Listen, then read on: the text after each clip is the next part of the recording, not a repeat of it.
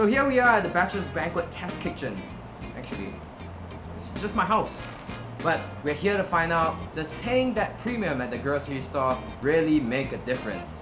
You can buy cheap pasta, you can also buy expensive pasta, you can also buy some cheese, but we're not talking about cheese today. What really is the difference? Let's go to the pots. So we're here to compare two brands of pasta to see if it really makes a difference. San Remo's, this is your more economical choice with two Italian dudes on it. The second choice that we took was the more upscale choice of pasta. This is Rustichella, and it has a chick, a female figure on the packaging. Let's test both of them out to see if it really makes a difference. Let's boil some pasta. Pasta extractions.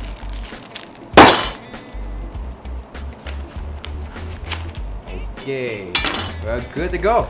So for this test, we are going to boil both pastas in identical setups according to their manufacturer's specifications.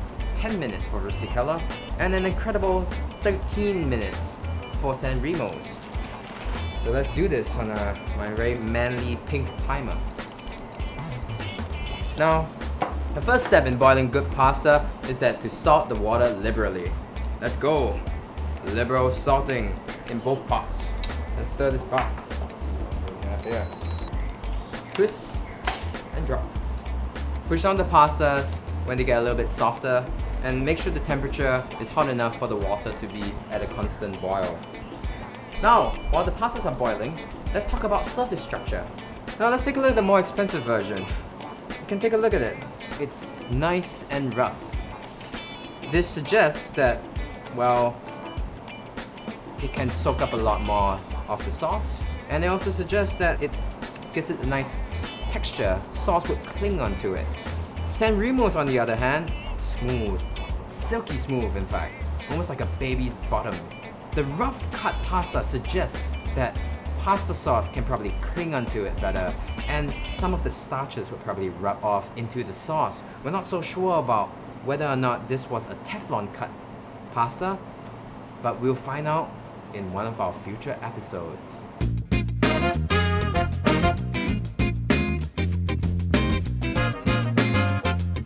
So we have extracted the Rustichella pasta after 10 minutes. Let's take a look, see how it feels. Starchy, al dente, still has that little mouth feel to it. You might not like it al dente, but I do, so this is quite ideal for me. We have to wait another 2 minutes before San Remo's is done. We're saving the pasta water, and the reason why we save the pasta water is because pasta water contains a lot of starch content. It's great later on when you're tossing some of the pasta together with the sauce. Starchy, savory feel to things. Very luscious, very seductive, very succulent, very sensual. We have pulled San Remo's out of the pot. Let's take a look at how it tastes. Not bad. Little bite to it. Let's break the inside and take a look if there's that little... No. Inside is fully cooked. Now, a lot of people would like this kind of pasta. It gives you that whole home-cooked feeling. I mean, if you go to Italy, home-cooked probably means al dente. If you're in Asia, home-cooked probably means noodles. The mouthfeel of both pastas is really dependent on what you like. However, interestingly enough, if we did boil San Remo's for just 10 minutes, it would still be al dente. So we need another test. When I was a little boy, my mom told me that in order to get perfect pasta, you have to throw it against a wall, and if it sticks, it's done. So today we hired a professional tosser, Ivan Chia. What's up, Nick? Hello, Ivan. Thanks for having me. We're gonna toss some pasta today. What is your technique behind tossing pasta? There are two main techniques when throwing pasta. One is the overhand throw, like so, and the frisbee toss, which is like you're tossing a frisbee basically. So Ivan's gonna toss the San Remo's pasta, while I have a strand of Rustichella. Let's see if they stick. We're gonna use the overhead throw method. Yeah. Again. We're not very good at this. They all stick. That is just sick. But we have concluded that both of them stick. 99% of the time for the Rustichella, and about 98% of the time for the San Remo. They're both exactly the same. So now that we have done the toss test, we have to sauce these pastas. And for that, I brought in a professional saucer, Ivan Cha. Hi Nick, thanks for having me. Always a pleasure. So today we have bolognese ragu. What we want to do is put about 2 ladles of sauce in each pasta. Okay, like so. Yep. There we go. I think we need a little bit more. Okay, I think we do 3. Do 3 ladles. 3 ladles. And we want to add in a bit of the pasta water just to bind it all together.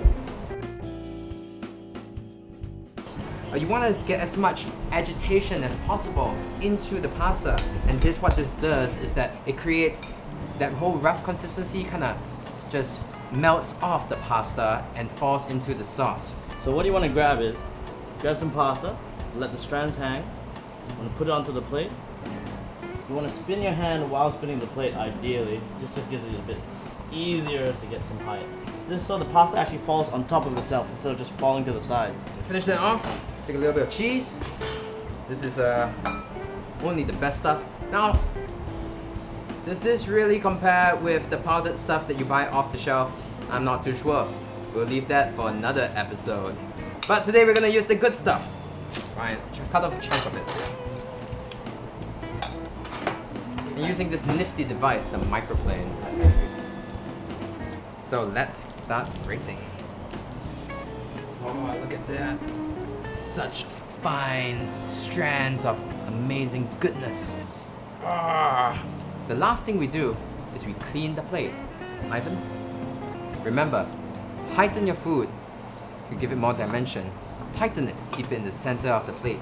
Season it well, like we did with some extra cheese, and clean your plate to give it that fine presentation. Let's eat. So Ivan, we have 2 identical pastas for you today, both with a beef ragu. The only difference is that this pasta uses San Remo spaghetti, boiled for 13 minutes, and this pasta uses Rustichella pasta, boiled for 10 minutes. Let us know what you think. Start to figure out. Start with